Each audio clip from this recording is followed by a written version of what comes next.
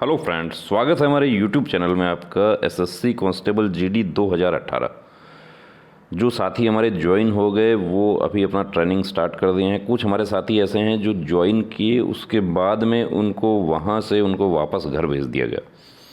अब जो वापस घर भेज दिया गया है तो उनको देखिए, जो बड़ा ही मेंटल टॉर्चर उनके साथ में हो रहा है, क्योंकि अभी सब रिश्तेदारी में, अड़ोस पड़ोस में, सब जगह ये हो गया था कि ये बंदा भर्ती हो गया। अब क्या हुआ है कि वापस आ गया तो कितने सारे प्रश्न जो है, क्यों आ गया वापस, क्या निकाल दिया हुआ, क्या छोड़ के आ गया, भाग के आ गया, कितने ही प्रश्न ऐसे होते हैं। अब कुछ हमारे साथी ऐसे भी हैं जो वाकई वहाँ से छोड़ के आ गए। आपके बहुत सारे कमेंट्स आते हैं, व्हाट्सएप मैसेज आते हैं, हम कोशिश करते हैं, देखिए व्हाट्सएप मैसेज जो है हम तुरंत रिप्लाई करने की कोशिश करते हैं। आपके कमेंट्स आते हैं उसको भी हम रीड करते हैं। जो कमेंट्स आपके कॉमन कमेंट्स होते हैं उनमें हम कोशिश करते हैं कि उसको वीडियो में डिस्कस किया जाए, ताकि हमारे जो दूसरे साथी जिनका भी ऐसा सेम पॉइंट है उनको भी जानकारी मिल सके और उनका भी टेंशन जो है थोड़ा कम हो सके। सर, मेरा तो ज्वाइनिंग लेटर भी आ गया था, मैं ज्वाइन भी कर लिया था, फोर्स नंबर, किट, सब कुछ मुझे मिल गया था। 1 महीना 12 दिन बाद हमें बाहर कर दिया गया। बोले तुम्हारी फ़ाइल चेक होकर आएगी, उसके बाद तुम्हें बुला लिया जाएगा।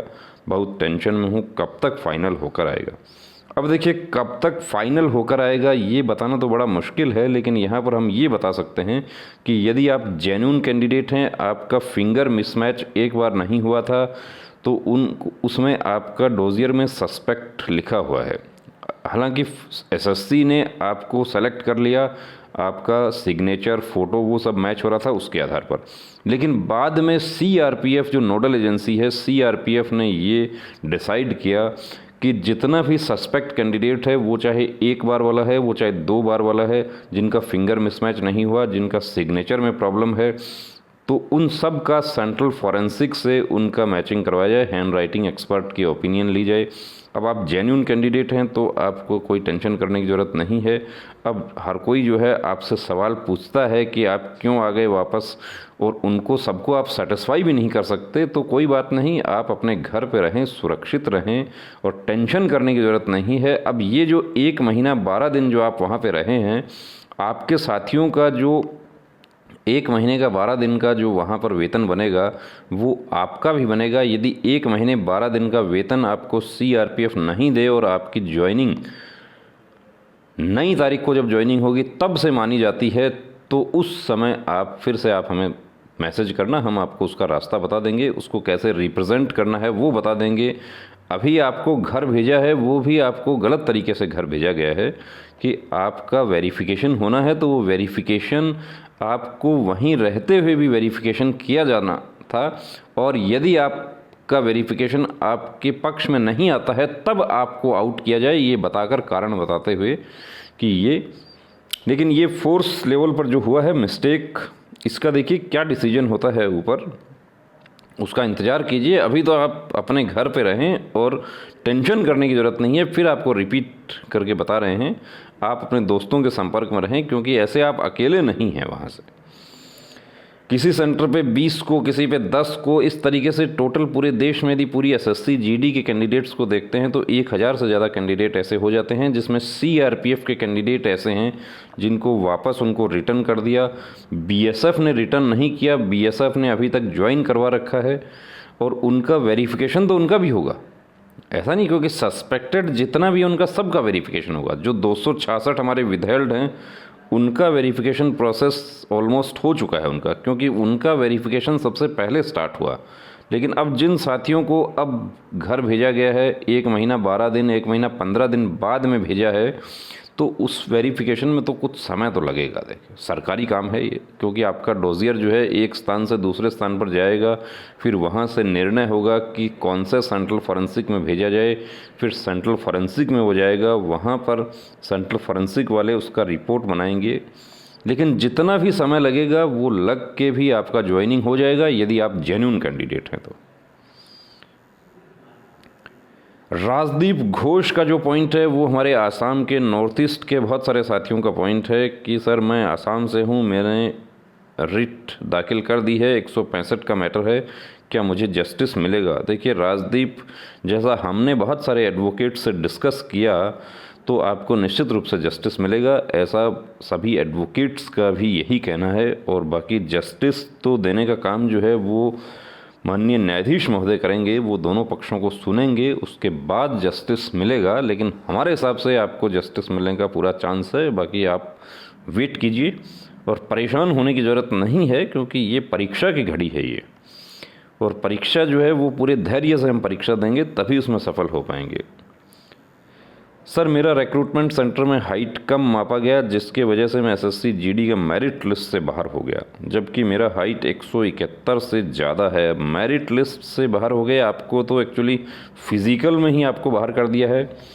मेरिट का कहने का इनका मतलब ये है कि इनको मार्क्स जो है वो लास्ट सेलेक्ट कैंडिडेट से ज़्यादा है। अब इसमें कुछ नहीं हो सकता। यदि हाइट में आपको डाउट होता है तो आप सेम डे रिप्रेजेंट कर सकते हैं। बहुत सारे हमारे साथी ऐसे थे कि जिनको 170 पूरा हाइट होता था, उनको डाउट था कि हमारी कम नापेंगे वहाँ पे, उनको हमने जब आपका पीटी पीएसटी होता है उस समय हमने उनको एप्लीकेशन लिखवा कर उनको भेजा था। आप एप्लीकेशन लेकर जाते हैं वहाँ पे और आपको हाइट कम कर दिया जाता है, आप तुरंत एप्लीकेशन दे देते हैं, रिप्रेजेंट करते हैं उसको, तो खुद वहाँ पे जो बोर्ड के प्रेज़िडिंग ऑफिसर होते हैं वो आपकी हाइट नापते हैं और वो बहुत तसल्ली से हाइट नापी जाती है। अलग से आपको खड़ा करके 2-3 बार हाइट नाप के देखा जाता है। और ऐसे केसेस में जिनका बॉर्डर लाइन केसेस होते हैं, यानी 170 पूरा होता है, तो उनको पास कर दिया जाता है। लेकिन अब इसमें कुछ नहीं हो सकता। अब आप अगली भर्ती जो है उसके लिए आप कोशिश करें। और यदि 169.5 होता है तो उसके भी बहुत सारे ऐसे देसी तरीके हैं जुगाड़ वाले कि आप अपनी हाइट जो है थोड़ा सा खींच सकते हैं। वहाँ पे खड़ा रहने का स्टैंडिंग पोस्चर जो है उससे आप कर सकते हैं। लेकिन अब इसमें कुछ नहीं हो सकता है। 2018 का फाइनल मेरिट लिस्ट मार्च 2021 आई है। उनमें जो कैंडिडेट पॉइंट से रह गए हैं उनका अब कुछ हो सकता है क्या? संतोष करेना का ये जो पॉइंट है, पॉइंट से रह गए हैं। देखिए, उम्मीद तो है कि हो सकता है। अब क्या हो सकता है ये तो माननीय गृह मंत्री जी के यहाँ से निर्णय होगा, लेकिन हमें तो उम्मीद है कि वेटिंग हो सकती है।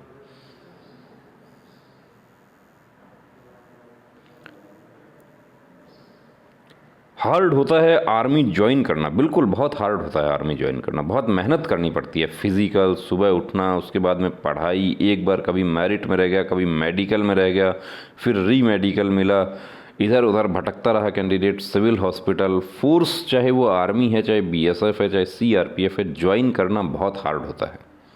लेकिन उसके बाद हमारे बहुत सारे साथी जो हैं वो वहाँ से वापस आ रहे हैं। वो एक एप्लीकेशन दे के वापस आ रहे हैं। एक सिंपल एप्लीकेशन दिया कि मैं स्वेच्छा से घर जाना चाहता हूँ, तो आपको समझाया जाता है, उसके बाद भी समझ नहीं आता है तो घर जाने के अलावा और कोई विकल्प नहीं होता है। ज्वाइनिंग के बाद तो और भी ज़्यादा। देखिए, ज्वाइनिंग के बाद एक्चुअली हार्ड नहीं होता है।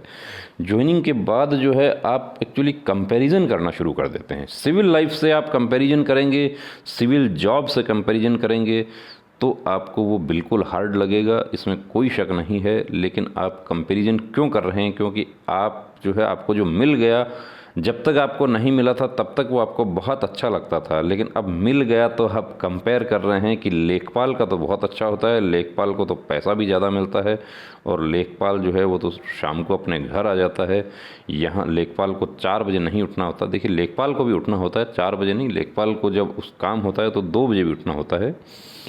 लेकिन कंपेयर आप करते हैं तो आप लेखपाल की या जो प्राइमरी टीचर होता है उसकी परेशानियों को आप नहीं देख रहे हैं, आप सिर्फ़ और सिर्फ अपनी परेशानियां देखते हैं। फोर्स में किस तरह की परेशानियां हैं वो देखते हैं, और आप जो सिविल जॉब में कौन सी सहूलियत हैं वो देखते हैं। इस दौरान आप जो फोर्स की जो सहूलियत है वो आप भूल जाते हैं, और आपको जो दूसरा पलड़ा जो है वो भारी लगने लगता है, और आप वहाँ से निर्णय करते हैं कि मैं छोड़ के चला जाता हूँ। ये निर्णय आपका खुद का है, इसमें हम कोई कमेंट नहीं करेंगे। लेकिन हम ये ज़रूर कहेंगे कि यदि आप आ गए हैं और उसके बाद वापस भी जाने का मन है तो भी जा सकते हैं, उसका हम आपको रास्ता बता देंगे। मेघा, देखिए, मेघा जो है वो मध्य प्रदेश की कैंडिडेट है, और बहुत ही जिसको कहते हैं कि फाइटर कैंडिडेट है, एनसीसी कैंडिडेट है, काफ़ी समय से हमसे जुड़ी हुई है। ये दिल्ली भी गई थी, एसएससी जीडी 2018 मेडिकल फिट को पोस्ट मिलना चाहिए, बिल्कुल मिलना चाहिए। मेघा, हम आपकी इस मुहिम में आपके साथ हैं, लेकिन आपने जो आगे लिखा है उसको हम नहीं पढ़ेंगे। जॉब करना नहीं था तो एग्ज़ाम क्यों दिए? एक्चुअली ये कमेंट इन्होंने किया है उन हमारे साथियों के लिए जो वहाँ से छोड़ कर चले आ रहे हैं, रोज़ कैंडिडेट्स छोड़ के जा रहे हैं। दूसरे बेरोजगार स्टूडेंट्स को जॉब मिलती, बिल्कुल ये बात सही है कि जो छोड़ के जा रहे हैं वो देखिए दो जगह वो गलत कर रहे हैं। एक तो खुद के साथ, तो चलिए खुद के साथ तो आप अच्छा कर लेंगे। हम बहुत से ऐसे कैंडिडेट्स को जानते हैं कि जो वहाँ से छोड़ के आए और उसके बाद में यहाँ पे दूसरा जॉब पा गए। बहुत से ऐसे को भी जानते हैं जो वहाँ से छोड़ के आए और दूसरा जॉब नहीं पा पाए, वो अभी भी ऐसे ही भटक रहे हैं। लेकिन आप दूसरे साथी जो हैं उनके साथ आप गलत कर दिए। तो जो नई एसएससी की भर्ती आ रही है उसके फॉर्म स्टार्ट होंगे, तब हम डिटेल में वीडियो इसके बारे में बनाएंगे कि आपको नहीं करना है तो फॉर्म फिल नहीं करना है। और फॉर्म फिल कर दिया, एग्ज़ाम दे दिया। हमारे बहुत सारे साथी सीजीएल की तैयारी करने वाले थे, वो इसमें भर्ती हो गए, बीटेक करके इसमें भर्ती हो गए।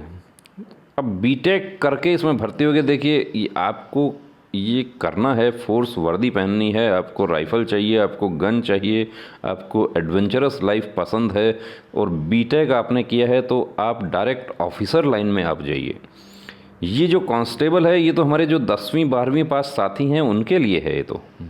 ये एडवेंचर तो उनके लिए छोड़ दो, क्योंकि जब एग्ज़ाम पहले हो गया तो यही वजह हुई कि एग्ज़ाम पहले होने की वजह से जितने भी हमारे सीजीएल के साथी थे और दूसरे सिविल तैयारी करने वाले साथी जो थे वो भी इसमें एग्ज़ाम दिए और कट ऑफ बढ़ गई। कुछ हमारे साथी ऐसे भी थे जो फिज़िकल में आउट हो गए, लेकिन कुछ ऐसे थे जो फिज़िकल पास हो गए।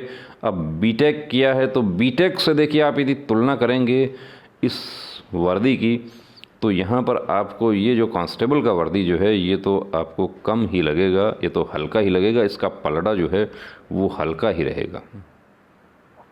दिल्ली का कैंडिडेट जो है वो प्राइवेट जॉब करता है, मल्टीनेशनल कंपनी में 40,000 वेतन लेता है, लेकिन अब असम राइफल में सेलेक्ट हो गया। तो हमसे पूछा तो हमने एडवाइस किया उनको, दोनों बातें बता दी उनको कि आपके लिए अच्छा क्या है, बुरा क्या है। आप एमएनसी में काम करते हैं, आप एमएनसी में अच्छा ग्रो कर सकते हैं। आप दिल्ली में ही आपकी फैमिली रहती है, हमेशा दिल्ली में ही आपको रहने को मौका मिलेगा। एमएनसी में आप स्विच कर सकते हैं, तरक्की के लिए आप दूसरा जॉब पा सकते हैं। लेकिन असम राइफ़ल में तो आपको नॉर्थ ईस्ट में ही 80% जो सर्विस है वो आपकी नॉर्थ ईस्ट में ही रहेगी। ज्वाइन करना और नहीं करना देखिए आपके ऊपर डिपेंड करता है, वहाँ से छोड़ना भी आपके ऊपर डिपेंड करता है। लेकिन आपकी क्वालिफ़िकेशंस ऐसी हैं कि आप यहाँ पर बेहतर कर सकते हैं और अच्छा कर सकते हैं। कुछ हमारे साथी देखिए ऐसे भी थे कि जिनको फोर्स के बारे में कुछ भी पता नहीं था, उनका फैमिली बैकग्राउंड जो है वो भी फोर्स वाला नहीं था, घर में क्या दूर दराज के रिश्तेदारी में भी कोई फोर्स में नहीं है, वो लोग भी वहाँ पर चले गए। अब उनको बड़ी परेशानी हो रही है। उनको मैं ये कहना चाहूँगा कि यदि आपका क्वालिफ़िकेशन है ऐसा और आपको लगता है कि ये मैं यहाँ पर गलत आ गया हूँ, तो आप बिना समय गवाए आप वहाँ से जाने की तैयारी करें, क्योंकि आप वहाँ पर सेटिस्फाई नहीं हो पाएंगे। और सेटिस्फाई नहीं हो पाएंगे तो आप हमेशा जो है डिप्रेशन में ही रहेंगे, और डिप्रेशन में रह के ये काम नहीं हो सकता। और जो हमारे साथी जिनको नहीं मिला है वो उनको भी मैं कहना चाहूँगा कि आप अपना प्रयास कीजिए, जो आप कर रहे हैं उसमें बिल्कुल आप जारी रखिए अपना मुहिम, चाहे आपका प्रोटेस्ट है, चाहे आपका कोर्ट केस की कार्रवाई है।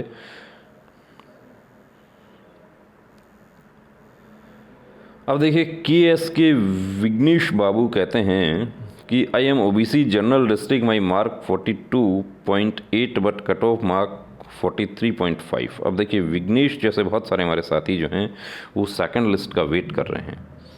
अब जो साथी वहाँ से छोड़ के वापस आ रहे हैं वो यदि एग्ज़ाम ही नहीं दिए होते या मेडिकल में नहीं जाते तो विघ्नेश जैसे कितने ही हमारे साथी जो हैं वो भर्ती हो जाते। तो चांस तो है, बिल्कुल चांस है सेकंड लिस्ट का, बिल्कुल हमारे हिसाब से तो चांस है और सेकंड लिस्ट आना चाहिए। बाकी आना चाहिए या नहीं आना चाहिए वो गृह मंत्रालय और सीआरपीएफ पे डिपेंड करता है। तो ये आपके कुछ पॉइंट्स हमने डिस्कस किए। यदि आप भी अपना कोई पॉइंट हमारे साथ डिस्कस करना चाहते हैं, हमारा व्हाट्सएप नंबर जो है वो भी यहाँ पर बता रहे हैं।